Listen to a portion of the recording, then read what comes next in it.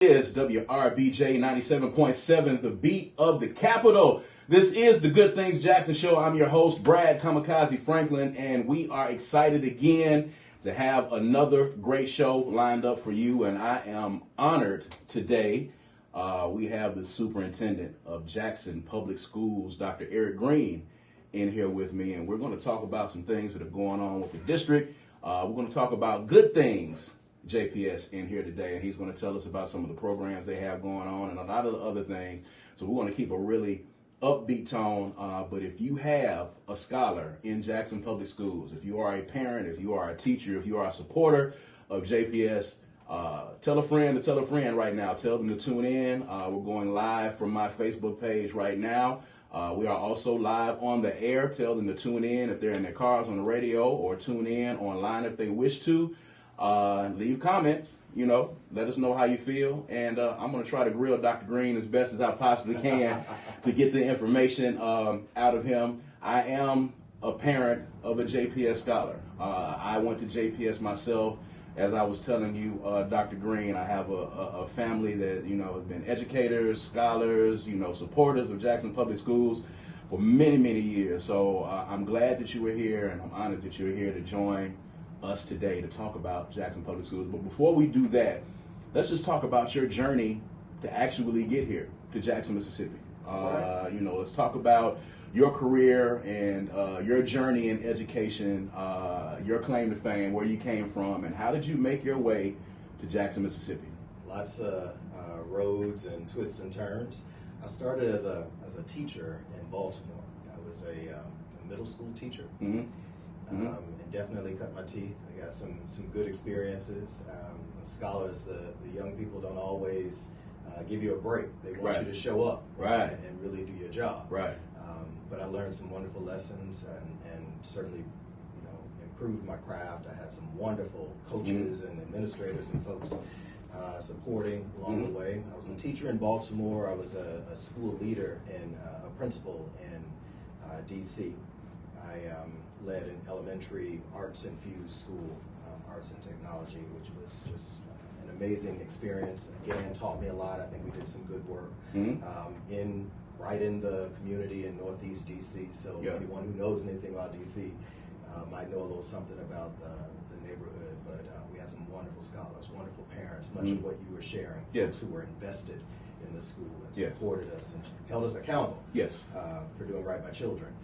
I led a number of elementary schools in D.C. as what we called basically an assistant superintendent. I was a principal supervisor for a few years in D.C. I consulted in education, worked with several different school districts around the country. Ended up serving as basically a chief of staff in Detroit, and chief of schools in Tulsa. These executive level roles before coming here to Jackson. As I said, lots of learnings, lots of access to smart, committed educators doing the work, challenging others to do the work. And so, I'm here with my own experiences, but also with a wonderful network of folks who help to shape and mold and support and push and challenge me along the way. What do you think are some of the vast differences that you saw? You taught a lot on the East Coast. You cut your chops out there. You were in the Midwest a little bit in Tulsa, Oklahoma, and now making your way into the Deep South in the Bible Belt. Talk a little bit about some of the differences, some of the stark contrasts that you saw immediately from each of those moves, coming from the East Coast and going into the Midwest, and then coming into the Deep South as an educator. Yeah, it's hard to answer because, in all cases, I worked in schools and districts that were in the midst of change, in the midst of transformation. In all cases, there were schools that were killing it. The teachers, scholars, the history of just really high performance. And in all cases, there were schools that simply were not serving children. Right. And not serving them well. And not because people didn't care always, but the work is tough, and it takes on different facets in that. Definitely some different, I would say, playing fields in terms of policies and requirements, accountability systems, and resourcing. Yes. huge thing. Yes. That although Tulsa was also the state of Oklahoma is also one of the lower, I believe, still one of the lower funded education in terms of education states, above Mississippi, but still lower right. funded. In the other situations, in the other contexts, there was definitely more state funding and public funding and that investments in schools, both in teacher and educator pay, but also just funding facilities and funding all the resources necessary to ensure that scholars leave with success. So that's probably one of the biggest challenges that I've seen. But I will tell you, I've not been in an urban school district, in a city school district where there were not major challenges around crime or violence or young people making bad decisions, young people teen pregnancy, families that were broken up and parents dealing with their own demons and things, and that of course playing out in the child's life, and of course the child comes to school and they don't leave those challenges at home, right? They bring all of that to school, and so I've not been in a place where we don't have those many of those same challenges. Really typically comes down to the resources available, directly available, immediately available to help you to combat those, and that plays out in very different ways. So, so when you talk about resources, that's a big issue. We're going to talk about that a little bit more. How have you found the differences in the resources, what's available, how those particular states and those legislators treat education in those different states, as opposed to coming into the Deep South, where certainly you've been met with some challenges on that? Yeah. I mean, it's unfortunately, probably more unfortunately, it's not just relegated to education, but the reality is funding in the state is, it's a major challenge for us. And so I've been in places where, it's there's attention paid to facilities, I'll say, because we have, some many challenges with facilities, where attention is paid to that, and there are investments made in that. And as much as there are folks are being held accountable for ensuring that children are learning, right, and that they're safe in those facilities, the question of whether or not the air conditioning is working is not a question, right? We fix that and keep it moving. It's not a conversation.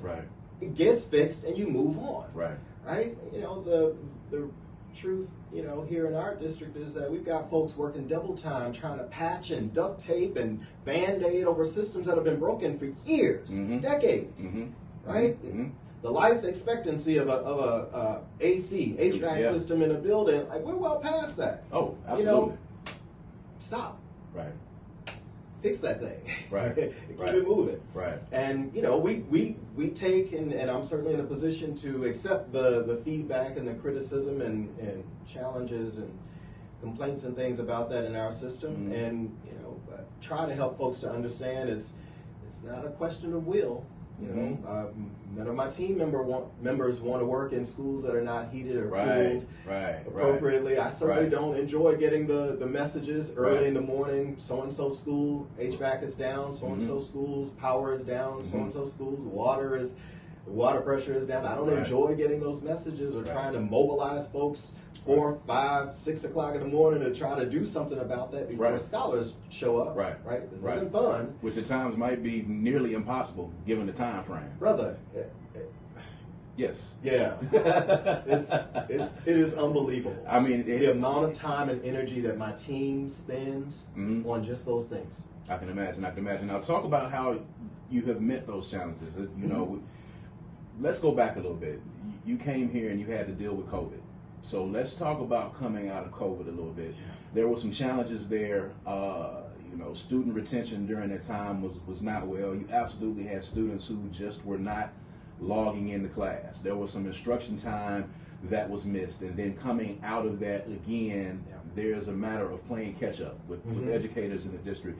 How have y'all handled this catch up process? How have y'all handled recovering? And everyone has had to, but how have y'all handled recovering after COVID? There's a lot to be said about that, so keep asking questions if I don't get at all the points there. So one, I'll just say, I don't know anyone who's dealt with a worldwide pandemic like this for multiple years and have had to almost learning how to walk all over again, learn how to live again in that system. I don't know anyone who's dealt with that and had the manual on how to live, how to worship, how to shop, how to work, how to learn, you know, all those things. And so, you know, we were doing the best we could, like everybody else, everybody listening, every other school district, everybody else, doing the best we could with trying to figure out, so so what's going on here? And can you catch it by looking at somebody? Is it in the air? Is it in the water? All the things. Remember early on, all the, you know, the spin up around how to catch it and how not to catch it. So, you know, we were trying to follow the science, trying to follow the moving, evolving guidance from health educators and others. We went virtual initially without all of the devices that we needed because we weren't a one-to-one district. We didn't have one device for every scholar in our district prior to the start of COVID. And so, you know, we tried to figure something out like others, and then we got devices in, thankfully, but this is not how you launch a one-to-one technological kind of approach to teaching and learning. You don't just toss out devices to folks and you know, basically learn to do it as you're doing it. Most districts take at least a year, if not a couple of years, of planning to ready themselves, infrastructure, devices, but also professional development. What's expected? How do you prepare parents to support? What's the setup at home? What's the connectivity? Do we have connectivity? Power. On and on and on. All those things that are worked out and planned for before you launch a one-to-one virtual proposition for learning. And so, you know, we did it. And like many others, we did our very best. We learned. We tried to learn quickly to, you know, adjust and get better as quickly as possible so that scholars would have better experiences. And so, you know, the engagement was spotty. It was up and down. I think we probably hit a peak at some point, and then folks got fatigued. Our educators got fatigued. Scholars got fatigued. Parents got fatigued. Because, again, for those who are trying to manage a you know, 8-year-old or a 7-year-old or 6-year-old virtually, and how do I do this and live and work and do the things I'm supposed to do as a parent? So all of that was at play. So we definitely saw scholars falling off and you know, parents who were choosing to homeschool, and for some that was, you know, they did it. They did their best, and scholars came out with some learning and some advancement in their learning. For some others, homeschool, I'll just say homeschooling, as we can understand it, as best we can, it looked very differently from home to home. And again, based on resources, ability, time, you know, structures, all those sorts of things. Coming out of the virtual learning, still in COVID, trying to figure out again, well, what's safe? Are we in masks? Are we aren't? Are we not? Again, for those who are learning to read, learning their letter sounds, learning a language, you know, lots of things that it's really hard to do that with a mask on, with a teacher teaching you and you trying to model the teacher's, how they're forming their lips and their mouths for these sounds. Simple things like that are not so simple when you're in a mask. And just all those challenges, but we persevered. And now you do have some students in the district that English is not their first language. And there's that, right? So whether you're 4 or 5, learning your letters and your letter sounds and how to sound out words and things, whether you're, you know, 10, 15, and English language learner, and you know, maybe you've been in the country for some years, maybe you're a newcomer, right? And you have very little English. All of those things were at play. We persevered. We worked through it. I think one of the superpowers that have emerged for us as a school district and as a community is around engagement. How we, you know, for better or worse, and sometimes we get it wrong, but I've seen a lot of strength around how we support parents, engage with parents, how parents push and challenge us and help us to see the things that we need to do better and improve upon. But coming back into the schools, to your earlier point, we definitely lost several scholars. And again, that data was borne out throughout the state, throughout the country. Lots of districts were reporting the same thing. Absolutely. Where are Absolutely. these scholars? Absolutely. Thousands of scholars down Yes. from enrollment the year prior. Yes. And I think we're still understanding what was really at play there. Were they just at home? Had they moved away? I mean, we've had some population changes here in the city and here in the state, but it didn't necessarily map in the same way to the changes in enrollment. Thankfully, we've started to pick back up with enrollment, and definitely, we've gotten some scholars back into school who've been out for a couple of years. Yeah, they're joining in. If you're just tuning in, this is the Good Things Jackson Show. I'm Brad Kamikaze Franklin, speaking with Jackson Public Schools Superintendent Dr. Errick Greene. Dr. Greene, there's a lot of challenges in the city of Jackson, and if something is challenging the city of Jackson, it vicariously challenges Jackson Public Schools. Right. Water issues. What is your relationship, and how is the communications between you and this administration, between you and the mayor, and just talk about some of those conversations that took place as we were going through this water crisis and ongoing, having the issues that we've been having with water. How has it affected how, we've been able to, teach these scholars in school? Thankfully, we have a really strong relationship with the mayor, with the mayor's team, with various folks throughout the administration. The mayor pretty early on acknowledged and demonstrated his commitment to seeing that education is improved, greatly improved in this city, just even going back to, and probably even before, but certainly back to the near state takeover and all of that. So, we've benefited from a pretty strong, consistent relationship. The mayor will text or call whenever. We will text and call, whether it's the mayor or others on the team. If we've seen water pressure down in a school and, what's going on, it's this, it seems like they have the issue identified and it'll be fixed by such and such, or even before, where they've seen some challenges kind of coming and building, and will give us a heads up about that. It doesn't always work out just as you would want it to, and I think for their part, they're probably like us, still trying to have eyes on and working through their own challenges in infrastructure and staffing and all of that. But thankfully, we've had a good relationship, and so prior boil water notices have obviously we've been impacted by that, and our child nutrition system or department with boiling water or bringing in water to support with meal prep. Choosing meal items that don't require tons of water for cooking and that sort of thing. Obviously you don't want to do so much of that because we've tried to raise standards around it. I know there's still lots of feedback on meals, but I don't remember I get it every day. I don't remember a time when there were folks who had challenges with school meals, but we take that on as a thing to continue to raise standards around, because obviously we want the kids to eat and be nourished. Yes. But they've been, doing what they need to do to adjust. Obviously, in this last longer stretch of both the boil water notice and the water pressure, like other businesses and entities in the city, if you don't have your own water source, it brought us to our knees. And so, we had to close down for a week there, which was not great. And we're always trying to keep our eye on the prize and keep focused on student learning, and the reality is we can't do any of this. We can't do any teaching or any of that if we don't have water pressure. And through communications with the administration, sitting in on news conferences, briefings periodically with the mayor or with others.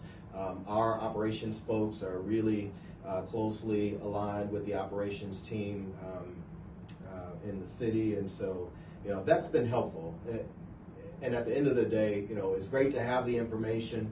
I'm also very much so looking forward to the long-term fix. Yeah.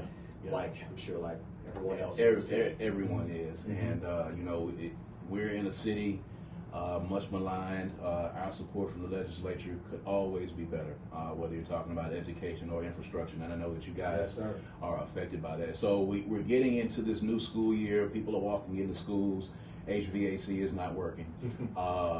You know, how did you handle those challenges? I know there's absolutely nothing. Parents don't want to hear that you can't get it fixed immediately. They don't want to hear that there's no money to fix it. They don't even want to hear that it's going out. They can't understand it. But, you know, knowing like I know in these buildings that have been here since I was a toddler myself, you know, how did you handle those challenges initially? And those things came right in on day one as soon as the students stepped into the classroom. Right, even before day one, or leading up to day one. So one of the questions that we've been asked, and I want to be sure to speak to this, you know, we have a range of summer projects that we do, facilities enhancements, repairs, all sorts of things. We've got the budget that we've got. Yes. And you know, we strive to invest as much as possible there, given budget constraints and all of that.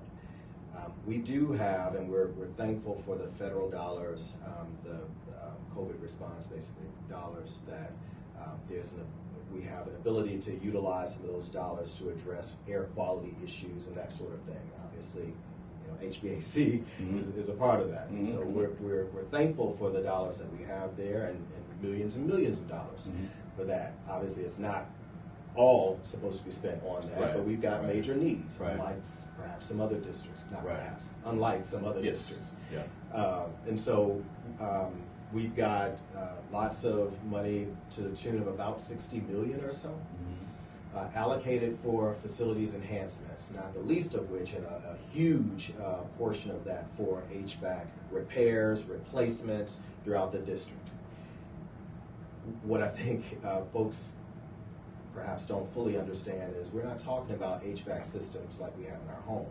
That could likely be fixed in an afternoon or a day or whatever. I actually don't know how quickly but surely. Sometimes a day, sometimes a little bit more. We all been there. Surely more quickly than a system in a school. And sadly, some of the greatest challenges for us right now, you know, we've got a couple of elementaries that are really struggling, more so than others. You know, there are several schools that are struggling, but there are a few high schools with systems that are just, you know, they're well past their life expectancy, and we're striving to try to keep those babies alive, those systems, Jim Hill being one. And so, you know, we struggled, and I think that's known, right? It's been documented, folks have documented it, etc. It's reality, we've struggled. Why didn't we fix it over the summer? That's not a system that can be fixed over the summer. It's not a system. There are multiple systems within the school. Multiple systems in the school that would have to be replaced. Not even fixed at this point, replaced. Let alone ducts, the air ducts that are leaking and broken and all sorts of things. So this is something that we would have to take the school offline in order to make those replacements. We'd have to have a space to put those scholars. We're figuring out where to put them, you know, when it's time to do that. We've got to order the parts. That's a year out in some cases. Perhaps not as long, you know, depending on exactly the models and those sorts of things. But just all that to say, I think I understand the urgency that folks want it fixed. I think a lot of folks, and we probably haven't, I know we haven't done enough to explain what fixing or replacing HVAC in a school the size of a Jim Hill or some others, what it entails. I mean, and I think just with you giving this short explanation, understanding that it takes months for these parts to get in. It's not going to be a quick fix. It's not something that's going to be fixed over the summer. Parents, if you're listening, you know, we all get it and we all understand nobody wants to be in hot classrooms. Talk to teachers. No one wants to be in hot classrooms, but it takes a little while to get this here. And I think, go ahead. Yeah, I just want to, you know, I want to also name, so what did we do? You know, one of the things that we had to reckon with was, you know, the folks, the vendors that we have in place to support us. It's not just internal JPS folks, the you know, HVAC professionals that we're bringing in to help us to fix some of the systems in that. they were being stretched given the footprint of schools and the number of schools with challenges. And so we've added additional vendors, which has helped us to really sit on the, as I say, the schools that have had the most challenges. Right. That has really helped us. Thankfully, we've had a break in some of the weather of late. Yeah. That we didn't do that, but we'll take it. We'll take it. We're thankful, yes. And the other is we have added to overtime pay and or opportunities for folks to work overtime to help to maintain the systems. We've got a stronger kind of reporting, monitoring and reporting of systems so that we can know sooner that they're down or going down and respond to those more quickly. But frankly, especially for a school like Jim Hill, until we replace that system, we're going to continue to just chase these challenges. Everyday thing. So we're going to take a quick break. When we come back, I want to talk about the grading system for the district. The district, has gone up a grade. I want to talk about the fantastic schools that are within the district that people, may not know that we have there. As much as the district is maligned, we have some real gems inside this district. So I want to talk about how that grading system works and why it's important and what you guys are doing to improve all the way around the district. All right, so you guys stay with us. This is the Good Things Jackson Show on WRBJ 97.7. We'll be right back in 1 second.